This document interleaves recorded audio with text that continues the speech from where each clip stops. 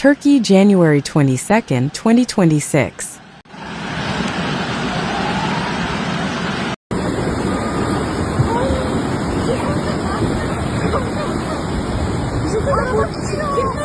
Arabalar gidiyor.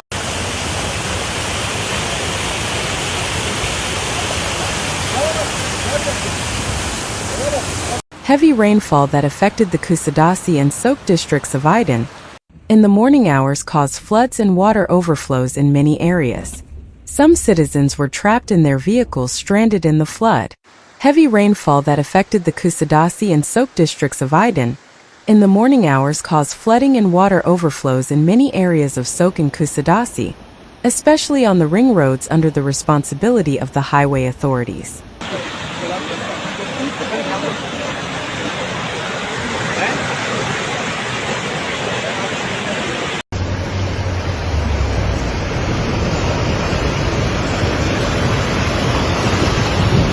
In Söke, streets, including the city center, were flooded.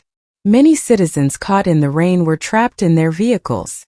The new government building, which President Recep Tayyip Erdogan was scheduled to inaugurate on Saturday, January 24th, was also submerged by floodwaters. In Kuşadası, after 45 minutes of rain, the Davutlar and Guzulkamli neighborhoods turned into riverbeds.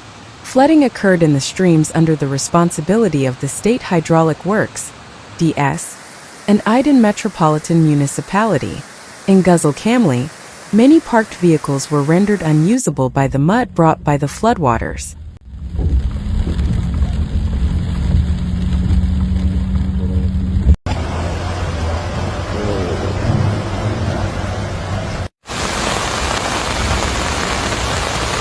The Regional Meteorological Directorate had issued a warning about heavy rainfall the previous day.